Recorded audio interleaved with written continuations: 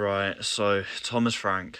Today's game, I have absolutely no arguments with the lineup for today. It was a very good second lineup, which is what we all asked for, and it was making use of the players and the quality that we've got in the right areas. The first half, we scored, we were taking shots, we were being very positive and attacking, and we went in a half-time 1-0 up, which is what we could have asked for. But it was all just in the second half of the game where we unravelled. Second half, Sunderland were the better team, which you would expect them to be because they were not good in that first half at all. But it was quite clear that Sunderland were going to take control of that game, and they did, and that did prompt the changes that Frank made. Odegaard and Gray came off in the 72nd minute. Odegaard, yes, he was injured, but, we need to make sure that if we are taking off someone in his position, we can replace him with someone that can do a similar job.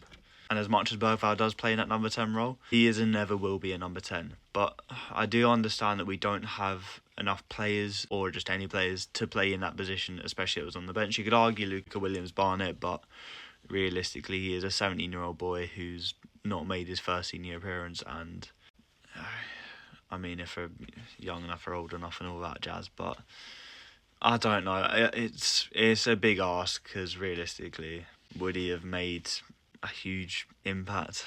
I don't know. It's hard to judge really without seeing him, but we don't see what's in training every day, do we? Paulinho coming on though.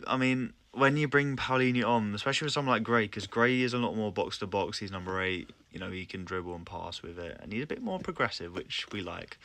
But the thing is, Paulinho, if you're going to sub him on, the idea when he comes on is so that you don't concede. I get the idea of bringing him on because we were under the cosh, and it was in a reaction to kind of control the game and to kind of win the battles and then just to regain some control. But he didn't do that, and 8 minutes later after he did come on, Brian Brobbery scored. So then without Odegaard and without Gray on the pitch, we're left with some lesser abled players in terms of attacking ability, which meant that we couldn't really go on and find that winner. The last throw of the dice was Dane Scarlett, which meant that we had 3 strikers on the pitch, combined with Lucas Bergvall playing in a 10, but he's a centre mid. Paulinho, who's a defensive midfielder, and Bentancur, who is a defensive midfielder stroke centre mid, but he plays like he's one of the centre backs, to be honest. And without any width on the pitch, there was no wings on the pitch as well, so you can argue Moani was right wing, but he just kept drifting into that striker role. So realistically, the only width was coming from the fullbacks, which was, by the end of the game, Spence and Porro, but before that it was Davis and Porro.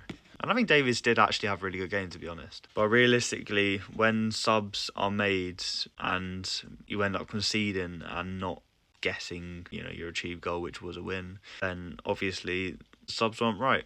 But yeah, it does just kind of come down to the quality of the squad and the bench as well. This is not to ignore Thomas Frank's tactics, because Tottenham shouldn't have come out in the second half sitting back. Sunderland took that step forward to be more aggressive. Tottenham took that step back to kind of allow Sunderland to attack, and they wanted to just soak in the pressure and thought they could defend their way till the end of the game, basically.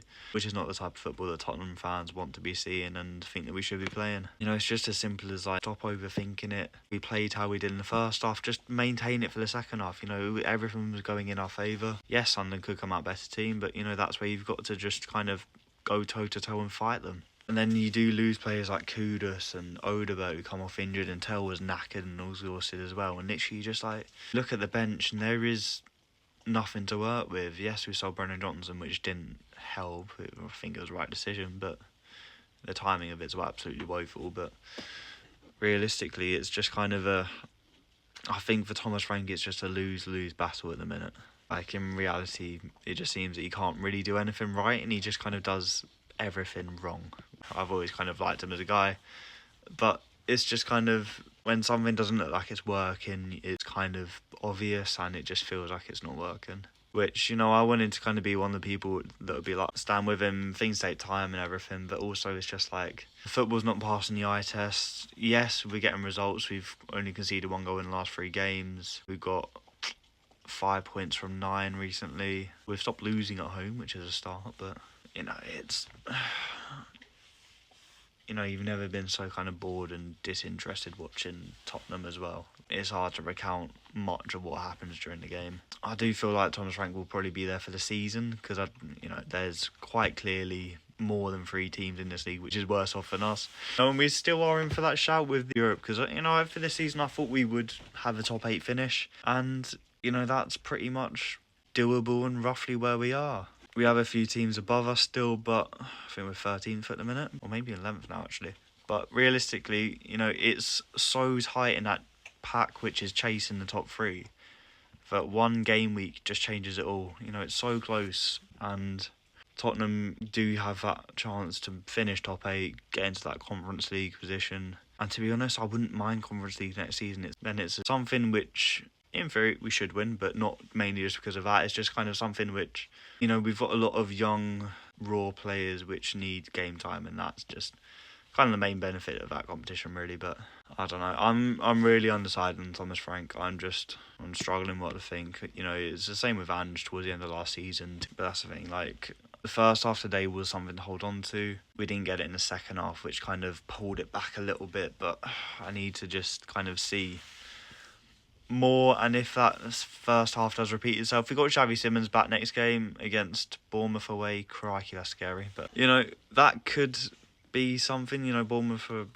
they don't look a brilliant team at the minute, but Iriola's one that loads of people want as a manager. So, you know, if he does something against Bournemouth, like Bournemouth did to us, I don't know. I don't really have much faith in us, but I do kind of feel like I do see us gradually getting better, but it's not a very shared opinion. I mean, I'm kind of very flippy-floppy, some may say, but I don't know. I don't really have an opinion. My opinion is just, you know, where whoever is going to be here needs time, and I kind of feel like whoever is in charge now will be having the exact same issues with the squad, with needing time, and just, I don't know, because someone be getting better out of this squad now? I don't really think so. We just got to see what can be done in January, really, and I don't trust that January can be one where Tottenham bring in loads of new players which could change our fortunes for the season. So, yeah, I do think Thomas Frank's here till the summer, but we'll see how that situation goes.